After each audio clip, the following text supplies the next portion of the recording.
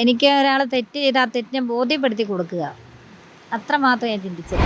ഞാൻ അത്രയും ചെയ്തിട്ടും, ഞാനിങ്ങനെയൊക്കെ ചെയ്തിട്ടും അല്ലെങ്കിൽ ആ വ്യക്തിക്ക് എന്നോട് ക്ഷമിക്കാൻ കഴിഞ്ഞല്ലോ. 10ാം ക്ലാസ് എഴുതിയതിൽ ഹൈ മാർക്ക് എനിക്ക് അന്ന് സെക്കൻഡ് ക്ലാസ്സോട് കൂടി ഞാൻ പാസ്സായി.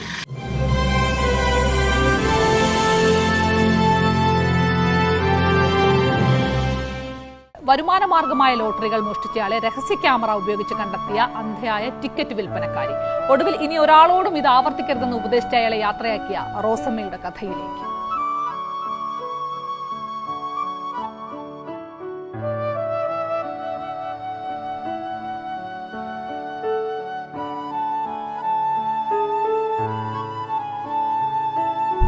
വീട്ടിൽ ഇപ്പം ഞാൻ മാത്രമേ ഉള്ളൂ. സഹോദരങ്ങളൊക്കെ ഉണ്ട്, അവരൊക്കെ വേറെയാ. ഞാന് എൻ്റെ സ്വന്തം നാട് പറയണ എരുമേലിയാണേ. എന്നെ കല്യാണം കഴിച്ച് കൊണ്ടുവന്ന കുമ്മനം. അപ്പം മെഡിക്കൽ കോളേജ് കേന്ദ്രീകരിച്ചായിരുന്നു ഞങ്ങളുടെ ലോട്ടറി പരിപാടി. ഞാനും എൻ്റെ ഹസ്ബൻഡും അവിടെയൊക്കെ വാടകയ്ക്കൊക്കെ ആയിരുന്നു. അപ്പം ഞങ്ങൾ ആ ഏരിയയിലൊക്കെ ആയിരുന്നു താമസിക്കുന്നതും. അതുപോലെ കച്ചവടമൊക്കെ മെഡിക്കൽ കോളേജിലൊക്കെ ആയിരുന്നു. ഞാൻ പുള്ളി മരിച്ചു കഴിഞ്ഞപ്പം പിന്നെ ഇവിടെ ഒരു 2 സെൻറ്റ് സ്ഥലമൊക്കെ മേടിച്ച് 2 സെൻറ്റ് സ്ഥലം മേടിച്ചെന്ന് പറഞ്ഞാൽ വീടൊന്നും ഉണ്ടെന്ന് പറയാനുള്ളതേ ഉള്ളൂ. കാര്യമായിട്ട് വലിയ മെച്ചമൊന്നും ഇല്ല വീട്. ആണ് 40 വർഷം പഴക്കം മുകളിലുള്ള വീടാ അത്. അപ്പം അതെപ്പം വേണേലും ഇടിഞ്ഞ് വീഴാം. മക്കളൊന്നുമില്ല, ഞാൻ മാത്രമേ ഉള്ളൂ. സ്വന്തരായ ഒരു മാതാപിതാക്കളുടെ മോളാണ് ഞാൻ. കാരണം അവരെന്ത് ചെയ്താലും, കാരണം എൻ്റെ ഏറ്റവും വലിയൊരു മാതൃക എൻ്റെ അമ്മയായിരുന്നു പറയുവാണെങ്കിൽ. കാരണം അമ്മയ്ക്ക് ക്ഷമയും സഹിഷ്ണുതയും സ്നേഹവും, അമ്മ ഏറ്റവും കൂടുതൽ പഠിപ്പിക്കുന്ന ആ ഒരൊറ്റ കാര്യമായിരുന്നു ഞങ്ങളെ.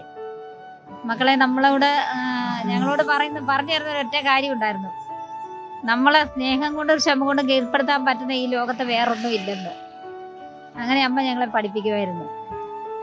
ഞാൻ എൻ്റെ ഏറ്റവും വലിയൊരു മാതൃക എന്ന് പറഞ്ഞാൽ എൻ്റെ ലൈഫിൽ എൻ്റെ അമ്മയാണ്. അത് ക്ഷമിക്കാനാണേലും സഹിക്കാനാണേലും സ്നേഹം കൊണ്ടാണെങ്കിലും അമ്മ ഞങ്ങളെ അങ്ങനെ പഠിപ്പിച്ചു വിട്ടു. അതുപോലെ തന്നെ പ്രാർത്ഥനാ ജീവിതത്തിലാണേലും അമ്മ നല്ലൊരു മാതൃകയായിരുന്നു ഞങ്ങളുടെ. ബ്രെയിൽ ബൈബിളാണ് ഞാൻ ഉപയോഗിച്ചുകൊണ്ടിരിക്കുന്നത്.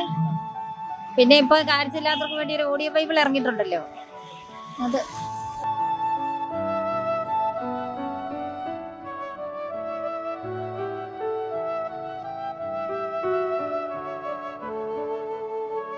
ബ്രെയിൽ ബൈബിൾ ഇപ്പോൾ അടിച്ചിറക്കുന്നില്ലെന്നാണ് എൻ്റെ അറിവ്. ഞാൻ അന്വേഷിക്കുന്നുണ്ട് ബ്രെയിൽ ബൈബിള്. 2-3 ബൈബിളുണ്ട് എൻ്റെ കയ്യിൽ. 2-3 എണ്ണം എന്ന് പറഞ്ഞാൽ പുതിയ നിയമം പഴയ നിയമം അടങ്ങുന്നതുണ്ട്, പിന്നെ പുതിയ നിയമം മാത്രം അടങ്ങുന്നതുണ്ട്. എൻ്റെ ചർച്ചിൽ ഒരു ബ്രദർ എനിക്ക് തന്നതാണ്. പിന്നെ ഞാൻ ബൈബിളൊക്കെ എനിക്ക് കിട്ടുവാണെങ്കിൽ ഞാൻ ആർക്കെങ്കിലും ആവശ്യക്കാർ ചോദിക്കുന്നവർക്ക് ഞാൻ എവിടെന്നെങ്കിലും ആരോടെങ്കിലും തെണ്ടിയാലും ഞാൻ മേടിച്ച് കൊടുക്കും. കാരണം അവരെയും വചനം കേൾപ്പിക്കണം, പഠിപ്പിക്കണം എന്നുള്ളൊരാഗ്രഹം എനിക്കുള്ളതുകൊണ്ട്. ഓഡിയോ ബൈബിള് കേൾക്കണം എന്ന് പറയുവാണെങ്കിൽ ഞാൻ ആരുടെയും കാല് പിടിച്ച് ഞാൻ ഒപ്പിച്ചവർക്ക് കൊണ്ട് കൊടുക്കും. കാരണം എന്നെ കൊണ്ട് ഇറക്കിയേ പറ്റുള്ളൂ. ദൈവം ഇത്രയും നന്മകൾ നമുക്ക് ചെയ്യുമ്പോൾ നമ്മളെ ദൈവത്തിന് എന്തെങ്കിലും പകരം നമ്മൾ കൊടുത്തില്ലേ പിന്നെ നമ്മുടെ ജീവിതം കൊണ്ട് എന്താ ഉള്ളത്? ഒന്നുമില്ലല്ലോ. ഇങ്ങനെ ഒരുപാട് പ്രതികൂലങ്ങളും പ്രതിസന്ധികളൊക്കെ വരുമ്പോൾ ഞാൻ ദൈവത്തോട് ചോദിക്കാറുണ്ട്. ഒരു ഏതാണ്ട് ഞാൻ ഒറ്റയ്ക്കിരിക്കുമ്പോൾ ഇങ്ങനെ ചിന്തിക്കാറുണ്ട്, ചോദിക്കാറുമുണ്ട്: ഇത്രയൊക്കെ പരീക്ഷത്തിന് നിനക്ക് മതിയായില്ലേ? ഇനി നിന്റെ ഉദ്ദേശം എന്നാ? നീ ഇനി എന്നെ എന്തിനു വേണ്ടി ഈ ഭൂമിയിൽ എന്നെ ബാക്കി ഇട്ടേക്കുന്നത് ഞാൻ ചോദിക്കാറുണ്ട്. പക്ഷെ അങ്ങനെ ചോദിച്ചു കഴിയുമ്പോൾ ദൈവം ചെയ്ത നന്മകൾ ഓർക്കുമ്പോൾ പെട്ടെന്ന് എൻ്റെ മനസ്സ് മാറും. പെട്ടെന്ന് ഞാൻ ചിന്തിക്കും, ദൈവമേ, ഞാൻ ചോദിച്ചത് തെറ്റായിപ്പോയില്ലേ?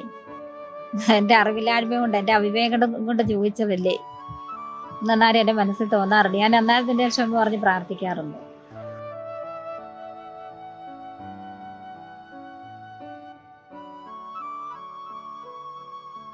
ഞാൻ അയാളിപ്പോൾ അങ്ങനെ ചെയ്തു. ടിക്കറ്റ് എടുത്തു, പലതവണ എടുത്തു കഴിഞ്ഞപ്പോഴത്തേന് അയാൾ പിന്നെ എൻ്റെ അടുത്ത്, ഞാൻ അയാളെ പിടിച്ചു കഴിഞ്ഞപ്പോൾ അയാൾക്കത് ഭയങ്കര കുറ്റബോധം തോന്നി. അപ്പം കുറ്റബോധം തോന്നിയപ്പോൾ പുള്ളി എൻ്റെ അടുത്ത് പറഞ്ഞു, എനിക്ക് അങ്ങനെ അറിയാതെ പറ്റിപ്പോയതാണ്, അപ്പം അങ്ങനെ പറ്റിപ്പോയെന്നൊക്കെ പറഞ്ഞപ്പോൾ ഞാൻ വേറൊന്നും ചിന്തിച്ചുകൊണ്ടല്ല.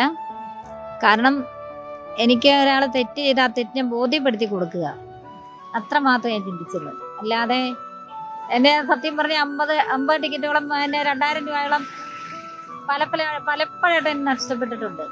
എല്ലാവരും എന്നോട് ചോദിച്ചു, എന്തുകൊണ്ടാണ് ഇത് മേടിക്കാഞ്ഞത്, നഷ്ടപരിഹാരം മേടിക്കാഞ്ഞെന്ന് എൻ്റെ അടുത്ത് ചോദിച്ചു.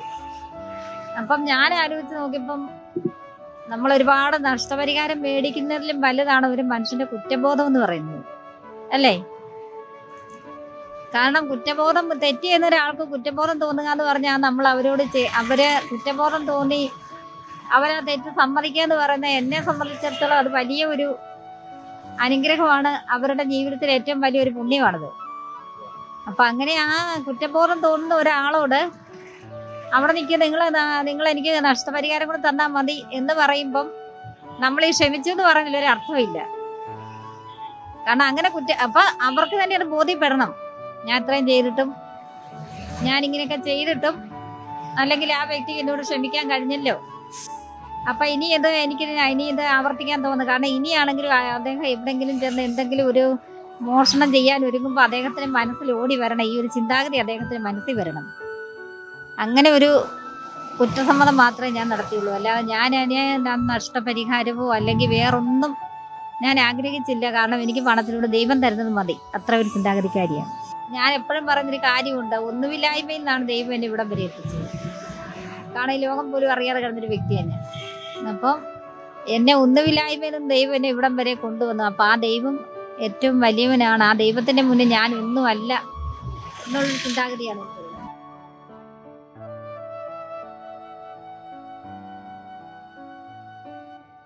10ാം ക്ലാസ് പഠിക്കുമ്പോൾ തന്നെയാണല്ലോ ഒരുപാട് പ്രശ്നങ്ങളൊക്കെ എൻ്റെ ജീവിതത്തിൽ നേരിട്ടു. കാരണം അന്നും ഞാൻ ദൈവത്തെ അറിയുന്നതായിരുന്നു. അപ്പോൾ എനിക്ക് ഒരുപാടെന്ന് പറഞ്ഞാൽ ഒരുപാട് പ്രശ്നങ്ങൾ.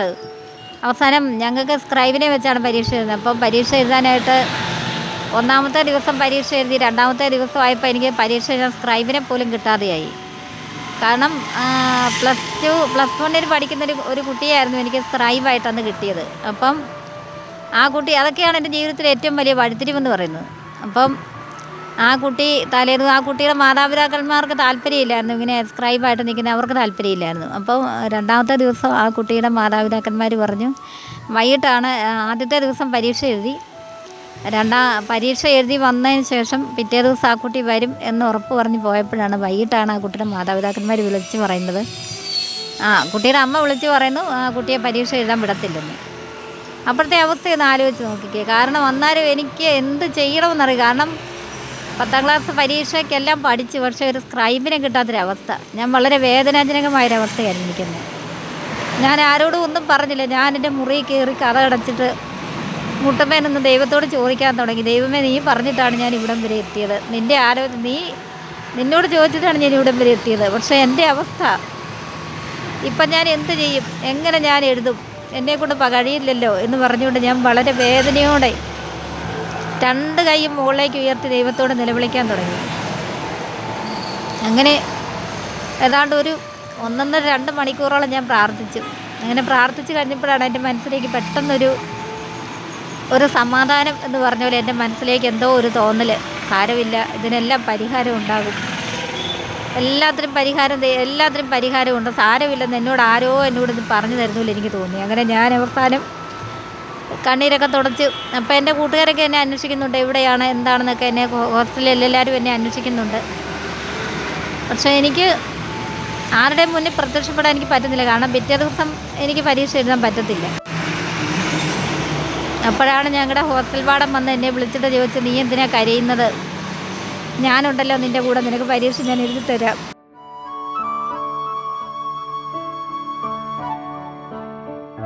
നിൻ്റെ പരീക്ഷ കംപ്ലീറ്റ് ഞാൻ എഴുതി തരാം, നീ വിഷമിക്കേണ്ട, നീ ധൈര്യമായിട്ടിരിക്കും കൂട്ടി, ഞാനില്ലേ എന്ന് ഹോസ്റ്റൽ വാർഡൻ വന്ന് എൻ്റെ അടുത്ത് ചോദിക്കുന്നത്.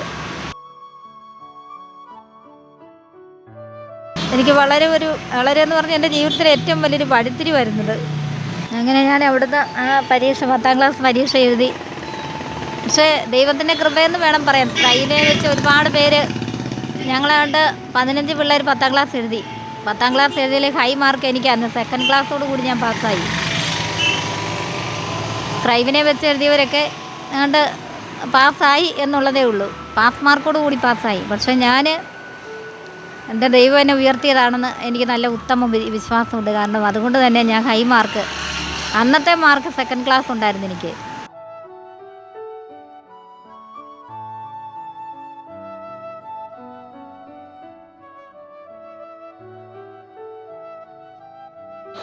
ഇതൊക്കെയാണ് എൻ്റെ ജീവിതത്തിലെ ദൈവത്തെ കൂടുതലായി അറിയാനും കൂടുതലായി ദൈവസന്നിധിയിൽ എത്താനുമുള്ള എൻ്റെ വഴിത്തിരിവ്.